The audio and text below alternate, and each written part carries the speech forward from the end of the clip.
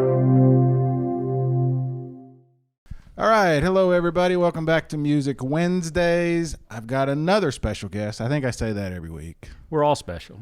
Everyone is true. That's true in your own ways. It's very true. My old friend Mike Crowder joins me today. Thanks for coming in. Thank you, Barry, for having me. I appreciate Taking time off from all your many roles. I have a white-collar job, so I was able to get away with a beige collar today to come in and play some music. Rebel. Always been a rebel that way. Breaking the law. Scafflaw it. That's right. Mike is here because in addition to being a white-collar worker and a sometimes online superstar, he is a musician with a new I do. I CD. have a new album project called My Permanent Record. I became an adult many years ago, and I lived as a child. Yeah. Well, I'll be the judge.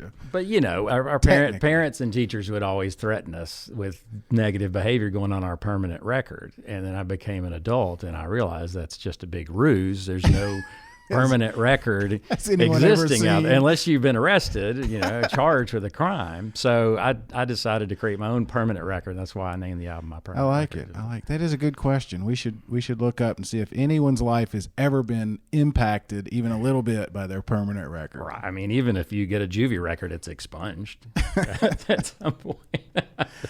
All right, so let's get playing. Okay. What are you going to play first, and then we'll talk about this? Yeah, I'm going to play a song called Company Car, which, speaking of being a white-collar guy, I've been rat racing, as I like to call it, since I was 21, and that was probably when my trajectory diverged the most from the group of peers that I'd been playing music with, you know, and growing up and all the things I wanted to do, because I graduated college in 1990 with a baby on the way, and I had to immediately start working. And I've always been a little bit secretly jealous of my friends who never made the same choices that I made. And one friend in particular that I like to think about, who, you know, he's always rented an apartment, he's always waited tables, he's always paid cash for everything he has, and it seemed like he always had a cute girlfriend around. And I just was speculating, you know, what is that conversation like around date 3 or 4?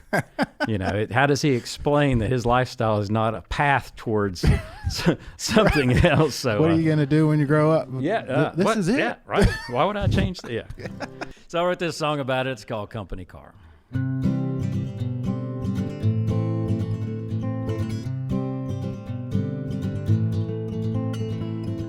The things you like that I like too, fireball shots in heavy metal shows. Aren't you scared of growing up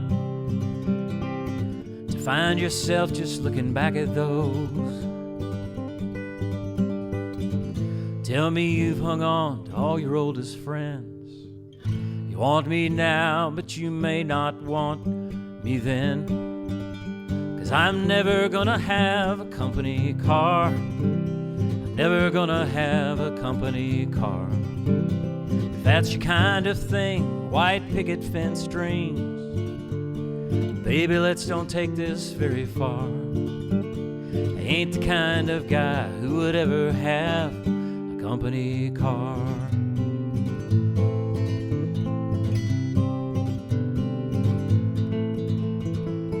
I still show up to raise some noise with all the old familiar faces. Yeah, we still play the same 4 songs and screw them up in all the same places. And then we drink while our ears ring out. Wives and kids are what they talk about. But I'm never gonna have a company car. I'm never gonna have a company car. If that's your kind of thing and it makes you think of me, I can't tell you just how wrong you are. I ain't the kind of guy they would ever give a company car.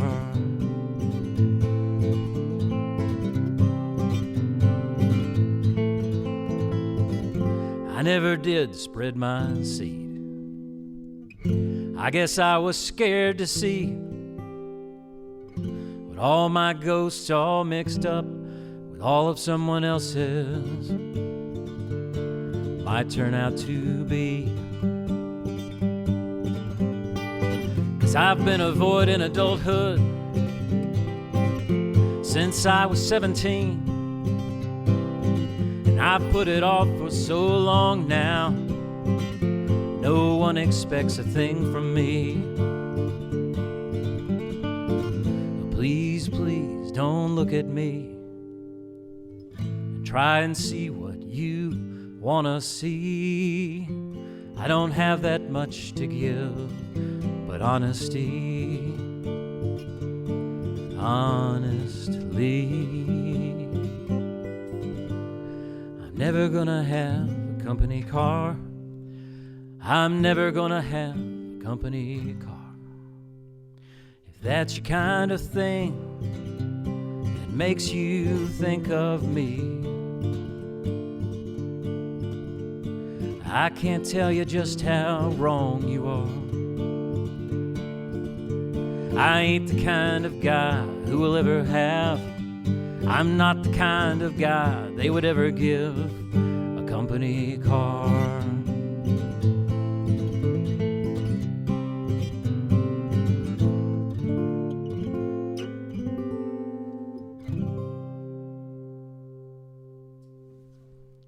All right, cool song, man. Thanks. I like it. You wonder if you write one from the other perspective, if it even works. I don't know if anybody cares. Man, I got the company car. Yeah, right. It's just not rock and roll. Yeah, is it? it's one of the things that I have failed to explore in my songwriting is trying to make people feel sorry for the middle class guy that's got everything going all right. I was thinking about it when you were singing it. One of the best quotes I ever got from an interview, and I cannot remember the musician, but we were talking about the sophomore slump. Mm-hmm. You know, you got guys that write a hit song, and then they're on the road, and they're out there making money, but they never leave the tour bus. Right. So the sophomore album always is about the road. And the guy's like, yeah, the problem with that is nobody wants to hear that your limo driver's having a bad day. It's so true. That's genius right there. It's for real. And that's why those second albums, they don't work as well. Not in this case, Barry. Tell me about the album.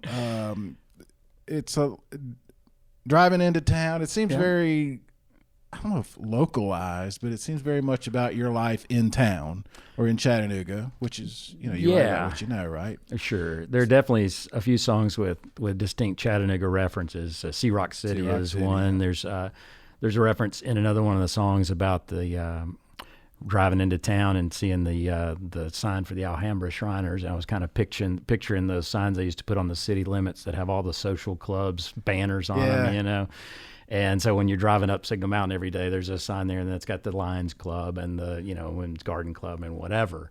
And that song is about somebody coming back to town to attend a funeral when she never expected to come back to town and falling in love. And the joke behind that one is that I've got a singing coach that I work with, and I was bringing songs in to sort of workshop with her and get better at singing.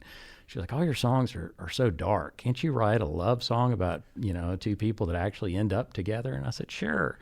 So I had the people meet at a funeral just to gig her a little bit.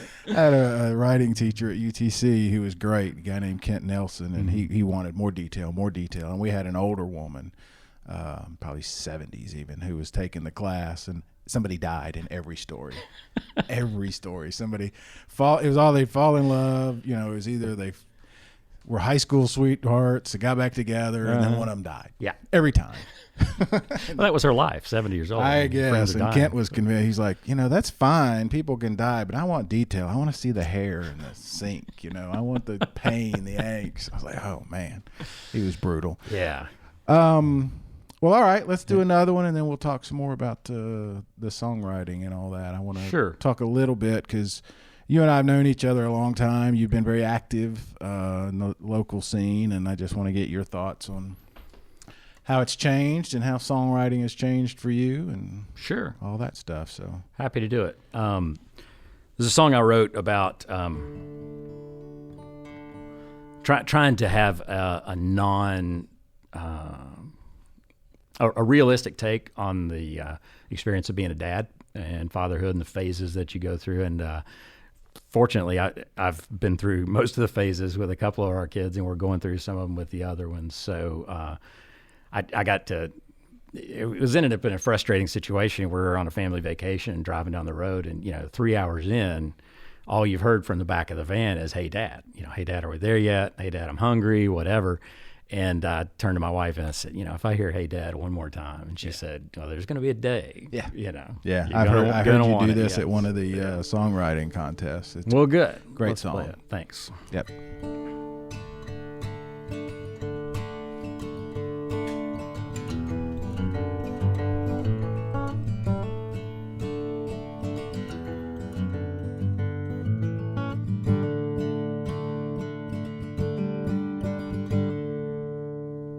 Hey, Dad, would you cut me up an apple? Hey, Dad, would you take me to the park? Hey, Daddy, did you know a starfish can glow in the dark? Hey, Dad, do you remember you said we might go fishing after work? Hey, Dad, you remember that? Hey, Dad, could you take me to the movies? Hey, Dad, I only need to be dropped off. And Daddy, did you ever like a girl who didn't like you back at all? Hey, Dad, do you remember you owe me $20 from the mall? Hey, Dad, do you remember that? Yes, my son, I do recall. I'm gonna take care of it all if you will have a little patience with me. I know I'll always have a job as long as you're around. I try and do my best not to let you down.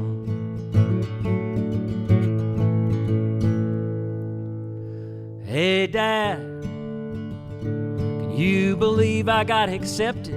Hey, Dad, I couldn't wait to let you know. And Dad, I think you realize it's the only place I wanted to go.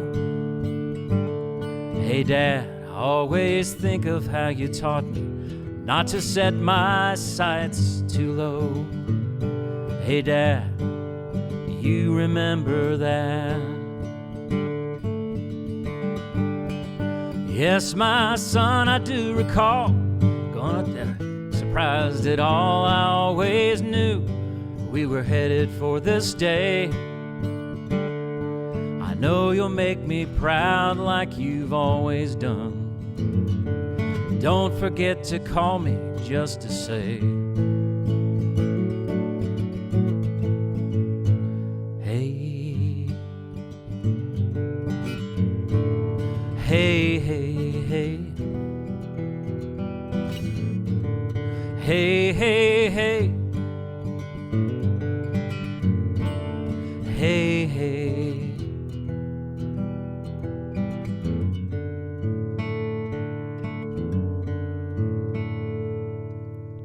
Hey, son,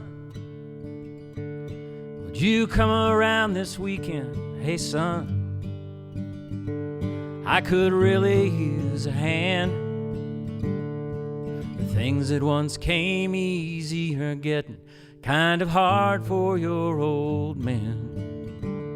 Hey, son, do you remember when we thought that time was our friend? Hey, hey, son. Hey, hey, son. Hey, hey.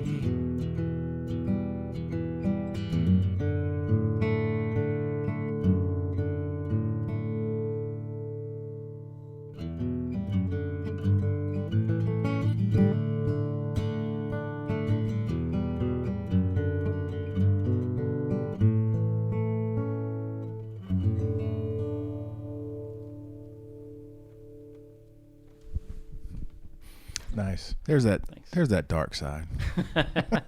That's nice. ending. It's tough to listen to. I'm sorry. I was laughing inside earlier because I was thinking of a story, but then the ending is very tough. But when my own son was probably fourth grade or whatever, I picked him up from grade school, and he said, "Dad, do you know what causes thunder?" And I went full on Bill Nye for the next 20 minutes. I mean, I was so proud. We pulled into the driveway, and I was like, man, I should have taped this. And he sat there the whole time just looking at me, and he said, it was a joke. It's the Angels bowling. And I just... I was just so defeated. Yeah. I think kids are put here to keep you humble. There's no question about that. Yeah. Well, I stayed in this very room one evening late and recorded some background vocals with Katrina Barclay, who's a super talented, fantastic. I was lucky enough to talk her into singing on some of the songs on the record. And so the library made the studio available to us, so we came in here and did this. And when I got home, I was so excited about how well she had done. She's just one of those people who, you can add a harmony and another harmony, and everything's right. It's just beautiful vocals. And I got home and was explaining to my wife how exciting it is to hear somebody that really can command their voice like that. And she said, well, you ought to think about giving some of your little songs to somebody like that. That's why we're a good match. She's never going to let me grow outside of the We could the do lines, this all day. I do a thing for Channel 3 once a week. And the third week that I did it, because my wife didn't watch the first 2 weeks. So I walked in the house, and first thing she says, well, you didn't flub it up like I thought you would. There it is. That's right. Powerful. Yes. Powerful. I played Hey Dad on Channel 3 one day for the show that comes on right before lunchtime, which I assumed that no one watched, especially not anyone that would recognize me. I think demographic. I know what you're saying. Thank you. I don't want to end up in a Big Lot situation. But I got a text from my ex-wife, my oldest daughter's mom, after I had left the studio, and she said, your song made me cry. And of course, being the dark songwriter, I thought, well, it took me 25 years to make you cry. Good. You mentioned Katrina. She's one of the people I was thinking of. You, like I said earlier, you've done this a long, long time. I've known you probably, 35 years? You've been in bands, several bands. We talk a lot on this show about how the music scene has changed. From my impression, the competition's always been there, but it seems like it's a lot healthier competition today. I think you're right. What I mean by that is, guys, the bands were always competitive, but it was to the point where they wouldn't go support each other. Right. If your band was doing great, then the other one was mad about it. Now it seems like, man, Mike's over there killing it. We need to talk to him about what he's doing right, and maybe get him to listen to us. And for sure. Or man, that's a great song. We got to up our game, even if it's just that level. I have recognized the same thing, and I think that one of the problems 30 years ago was there were only so many places to play. And so if somebody got a gig, it meant you didn't have that gig. That's true. And so bands were, and I try to tell the 20-year-olds that I meet through these songwriting deals and everything, they don't realize how good they have it, that bands like your brother's bands, you used to have to go rent a private place to throw a party, and then you would have the party until the police came. That was the way. That was the economic model, Right. And so people would rent the Chester Frost Park Pavilion or the National Guard Armory or the Nautilus building, and all these things. You have all these private things. Well, now, if you are a guy with a guitar like me, that there are at least 10 places around town you can reliably show up and get on stage a lot. Right. And if you're good, you can do pretty well. And I think that's fostered some of the more talented people staying in town and trying to, trying to make a living at music without necessarily having to leave to do it. And I think the internet makes a lot of that possible too. You know, you can blow up from anywhere. It does. But when you have people, you know, there's just a top echelon of talented people around here that probably could make a splash in a bigger market. And I'm really glad that they've chosen to stay here and grow this market. The other thing is the business side of it. Those guys that you were talking about, the few places, if the club wasn't making money, they weren't going to have anybody back. Sure. And a lot of bands, even today, still don't understand that. They think there should just be a club that offers local live music. Yeah. If people aren't coming in buying beer and food, it's not going to. They're not going to stay open very long. It's true. So that kind of thing has changed, but more the collaborative thing. It just feels like there's so many. I mean, so many guys are in multiple bands. That's true.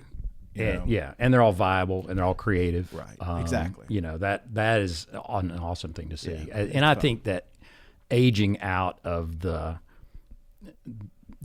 you know, there's a stage in your life if you're any good at music where you start thinking, you know, can this be a part of you know what I do? Is it a hobby? Yeah, is it a hobby or is it a job? Right. Yeah. Right. And I think once you age out of that, it's a lot easier to be a cheerleader for the ones that are going through it. You know, I think maybe there are petty jealousies among the 25-year-old people in the scene, but from my perspective as a 50-year-old, I love what a lot of them are doing, and I want to, you know, I'm gonna get on their Bandcamp page or participate in their Kickstarter or whatever it happens to be. That's what I'm asking. I know because you do a lot of that, and it's obvious and it's seen, and it means a lot. You know, so every little bit means a lot. I wish there were a whole lot more people that could afford to support those things that would just make a habit of doing it. That would make a big difference if every time a local artist had a Kickstarter, you know, you were good for $25. That's you know, I'd rather see that than have another major foundation pop up that's, you know, only going to be able to support certain kinds of things because of their mandate or whatever. The individual has a whole lot of power in the art scene these days. That's true. All right, let's hear another song. Oh, all right. That is why you're here, right? I thought so. Yeah. I every 15 or 20 songs that I write, I go back and attempt to write one about my wife because it's important. I think you're writing songs about relationships, and you want to. That's probably the most important relationship in your life. I tell this story whenever I can because it was so great. I asked Amanda Shires about, you know, Jason Isbell writing that beautiful song for her. Yeah. And she said, well, first of all, it better be damn good. Yeah, right. And secondly, you're putting our business out there. So be careful. So. It is fraught with peril. There is no doubt. I've learned that you don't want to write those songs right after an argument. That's a good way to have a great song that you're not allowed to play anymore. So, or at least make it so recognizable. Correct. Don't use like phrases that were thrown in. Make it about your boss. Yeah, right. But exactly. But it helps to the understanding of this song to know that when I met my wife, she was tending bar. Like literally at the moment that I was the customer and she was the bartender. And from what she's led me to believe, that's not supposed to happen. You're never, ever, ever supposed to be able to convince the bartender to go on a date with you. Like that's just bartender 101, the first thing they teach you, you know. Right. Okay. Yeah. Here's how to cash out and here's what you don't do. But I actually was able to pull that off, and it's you know, it's a special memory for us. The other side of that is just because she's smiling back at you could mean that tip was generous. She's not all impressed with you, right? Like I said, a lot of guys don't pick up on that either. Right. It's not easy. It's not easy, but it's probably my greatest accomplishment. Well done. Well done. But it helps to the understanding the lyrics of the song to know the situation. So anyway, this one is also on the new record called My Permanent Record, which is actually free to download from Bandcamp and CD Baby. It's also streaming on Spotify, Amazon Music, iTunes Music, and those services. So if you want a copy of the record, that's the best way to get it. Cool. This song is called A Woman Like You.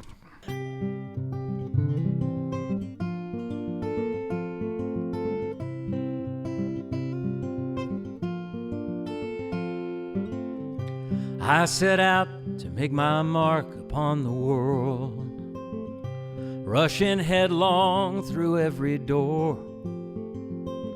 And the wall I kept ending up against turned out to be the floor.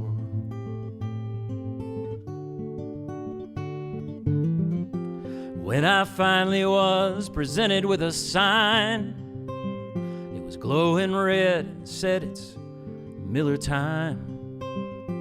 Could be fate that brought me to your side, or a thirst for something more. And I've had times with no money and money with no time. I've had love with conditions and love that felt like crime. I've had more than I could stand and less than I could use. I've had every shape and color of the blues, but I've never had a woman like you.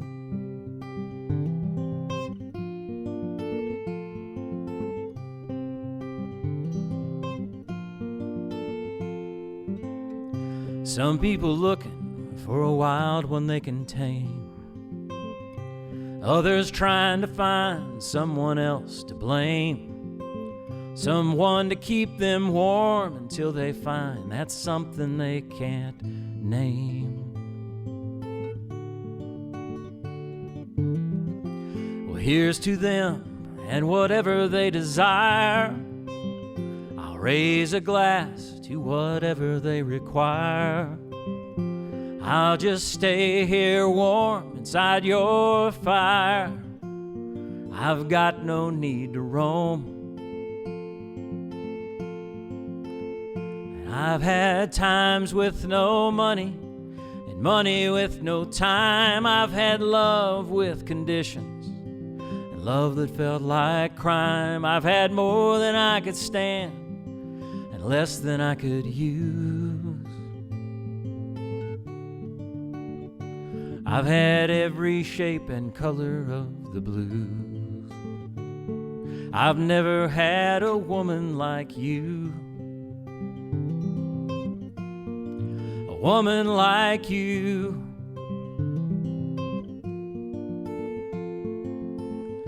You can make our house a home. You can make our garden grow. Can cause me to say yes when I've already said no. Can tell me what to do. You can tell me where to go.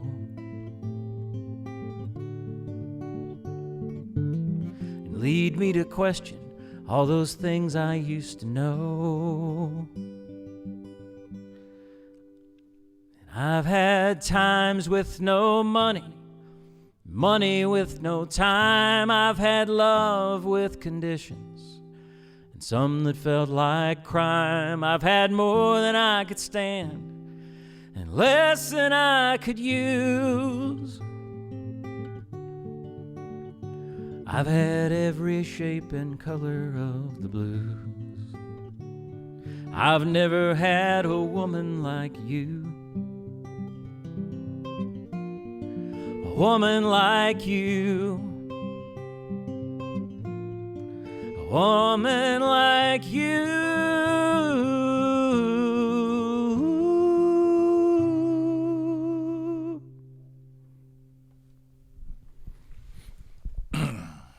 How'd she feel about that one?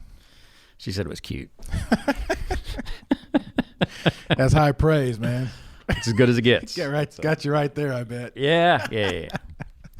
That's funny. It's okay to be just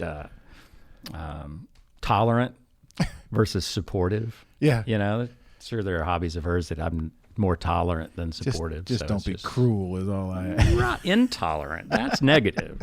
Tolerant is neutral. That's right. Yeah, my wife seems to, she goes by the just don't say anything. Sure. Yeah. Just let you dangle out there. That's probably smart.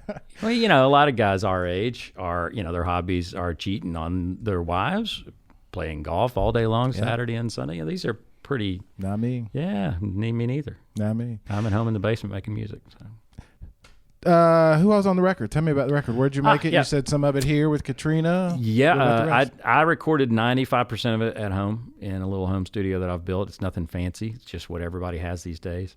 And I feel like I released a self-produced produced record in 2017, and since then I feel like I've gained a lot of skill, and I was able to do a better job on this set of songs. But same process, basically, starting by myself and building it up to a point where I realized that there's one thing missing with some of the songs, and usually something that I couldn't do. So Katrina helped me. Yeah, right.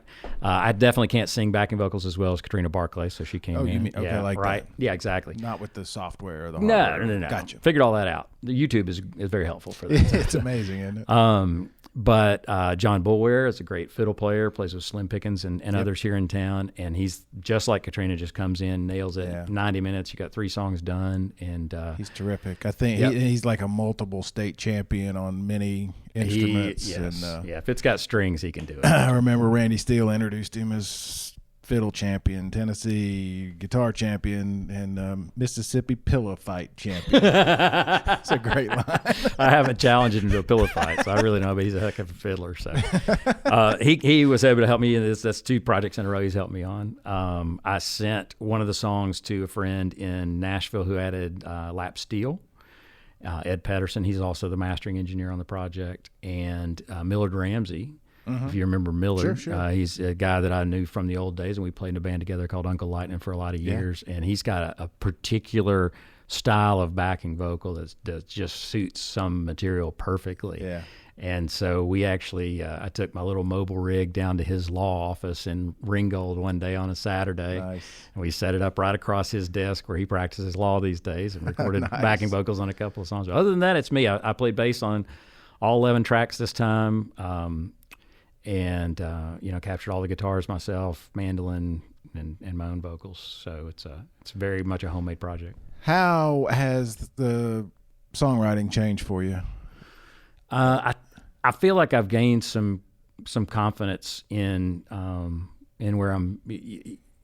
When I put a foot wrong now, I usually know it. I can throw out a bad line sooner than I used to. And the main thing that I think has helped me in this phase of my musical evolution is just to feel like I'm more confident singing. I always sang, but I never learned to sing. Well, yeah, last time you were here, I think you said you had just started with the vocal coach, and if I remember right, you said I didn't even know how to breathe. I didn't know how to breathe. I think that's the way you maybe said it. Yeah, something like that. Yeah. And I still forget from time to time. You wouldn't forget to breathe unless you were trying to sing. But I feel like if I'm not where I want to be on it, I'm close enough to sing the songs that I'm writing. And for a long time, I was writing songs that I didn't have the ability to perform, and that was frustrating. So I feel like I'm in a better place on that. Yeah, I know what our mutual friend Nathan Bell, who I have coffee with regularly, is I think a terrific songwriter, sure. and it's interesting to have that discussion with him, and to hear him say every word is there for a reason, not a word is wasted, and all of that. And so dive deep into that with him, like, what do you mean? That's because his dad was a very famous poet. And I think that sunk in a lot. But I think that the best songs that I'm aware of are ones where something in the third verse references the first. It's like the gun in the first act going off in the third. Somebody has set something up so perfectly that you didn't ever see the twist coming, and it surprises you the second or third or fifth time you hear the song. And there's a lot of craft involved there, and the people that do it best, really knock me out.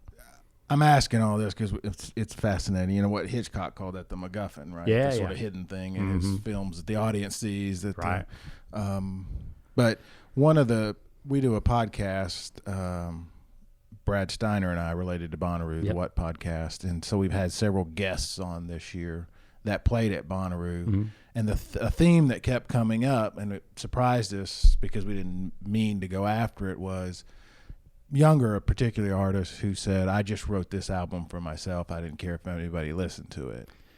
And that's the one that struck, because it was from the heart. They wrote it for themselves, and they weren't trying to write a song for somebody else to be a hit or something like that. So I think there's a fundamental truth to that, and there's also a defense mechanism kicking in. Absolutely. That these days the financial dynamics of the music business are so lousy that to protect yourself, your own ego, that it's sometimes easier to say, I'm putting this out there, and you can do with what you want, right? I see what sure. I don't care if you like it or not. Sure, that's right. Yeah, it came from the heart or whatever. You know? Yeah, and I got you. I understand. Probably some truth in that. I look at the recordings that I do as a hobby that I share with other people, or if you wanted to be less charitable, it's a vanity project. It's something that, I think the songs are good. I think I can put together a pretty good recording of them, and I'll roll them out there. But literally, if no one listens, it'll probably bruise my heart a little bit, but I'm going to go on, with my day job and my kids and everything else, where I think that if you're 24 and, you're looking at the way, what it takes to get paid to play music these days, it's probably pretty daunting. If it's amazing that anything gets done. Really, well, right. Yeah. The budgets have changed and all that. But at the same time, the technology has brought that creative capability down to a level where just about anybody, either you or your buddy, has the gear that you need to bring your project to life if you can only find the time. Which reminds me, I wanted to mention congratulations to Crazy Flute. Been in here a couple of times with us, Jack Holland and Professor Talley. Started 5 years ago, basically didn't even know how to turn on a computer. Yeah. And he got nominated again for 3 Josie Independent Music Awards this year. Fantastic. Yeah, so I just want to say congratulations to those guys. And you're talking about that reminded me, because the first time I interviewed him, that was part of the conversation, is we just turned something on in my garage and people liked it. Yeah. And then you got guys like Nick Let's Go and Butch Ross, and so many other good producers in town turning out all kinds of cool stuff. So there is there's a lot of talent that goes into being able to produce someone else's music. And I think that's next level. I think producing your own music has its own pitfalls, but you can always make yourself feel comfortable with whatever you've done. In fact, too comfortable sometimes. You can release something and 6 weeks later you listen to it. So why'd I roll that out? It wasn't anywhere near ready. But being able to coax the best performances and help someone else finish songs that might come to you in an almost finished state. Right. The guys that are able to do that are fantastic. No, I agree totally. Brett Nolan's another one. He's the sounder. He's done a lot of really good local projects lately. And Charles Allison here. Has recorded a bunch of people. Ethan and I talked about that last week, about the growing as a producer. As part of my job at the paper is talking to artists of all levels, and that to hear a guy say, I kept writing a song, I kept wanting it to be an R&B song, but it kept coming out as a country song. I don't understand that, to be honest with you. Right. But the other side of what you're saying is to bring a song in and have the producer say, I think that's a country song, or let's try it this way, let's bring strings or something in like that. That's next level. I agree with you. Right. Man, we could do this all day long. Sure, we could. But let's go ahead and, if you don't mind, play another song and take us on out. I'll be happy to. And Mike, thanks so much again for coming in. Yeah. I always appreciate the support I get from the newspaper. It's good to get a mention in Chatter about the new record, and it's always good to be in here on Music Wednesdays. You guys are you're doing something that we all appreciate in the music community, even if you don't feel the love all the time. Oh, we do, and I appreciate you saying so. But we do. Good. Yeah, I'm thrilled with it. So happy to help, and always have been. So. All right. Well, I'll play the song I referenced earlier, called "Trusted."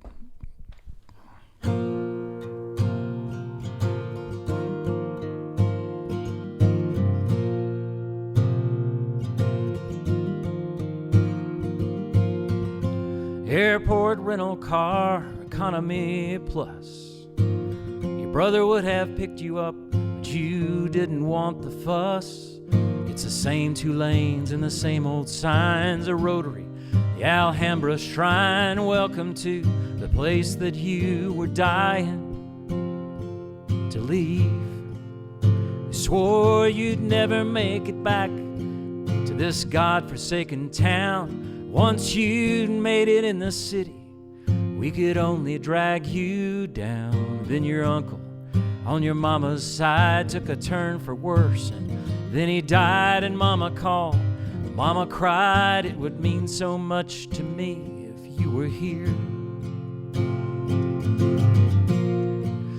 Dream that you had trusted broken down and rusted. It's up on blocks in the backyard of your mind. No going back this time. You smell the fresh asphalt of the funeral home lot, and everybody wants to hug and see how city-fied you've got. Going through the motions of grief, then back outside, you feel relieved. You look into the mourners and see me in the only place I knew you'd be.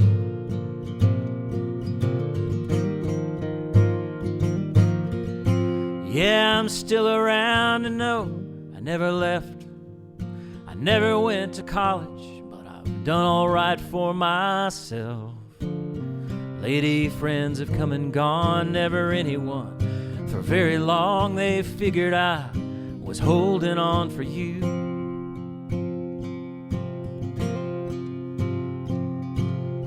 Even when I swore it wasn't true, the dream that you have trusted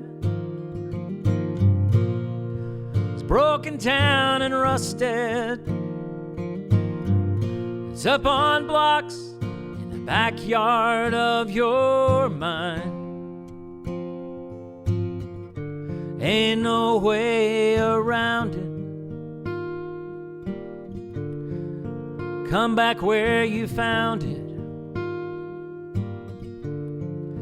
Go and get your things and kiss that city goodbye.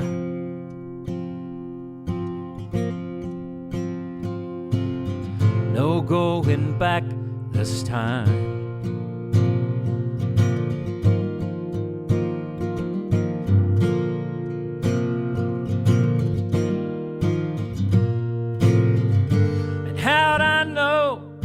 Make the long ride home.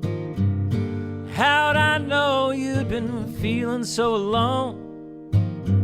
How did I know I could find the right moment to appear? I could say the right things if you were near. Well, babe, I've been planning this for years.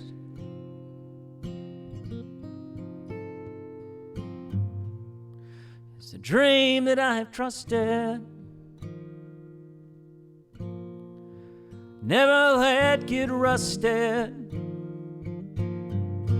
kept alive in the backyard of my mind. Ain't no way around me.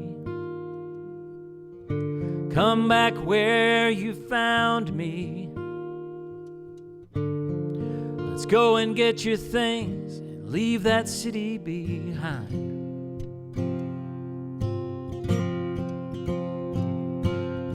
No going back this time.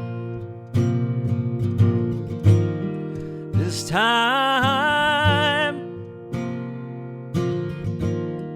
This time.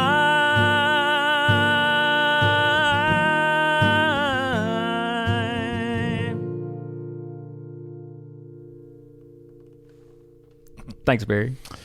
Mike Crowder, My Permanent Record. You can find it in all the usual places. Thanks you, man. Thank you. Always Appreciate fun. it. You bet.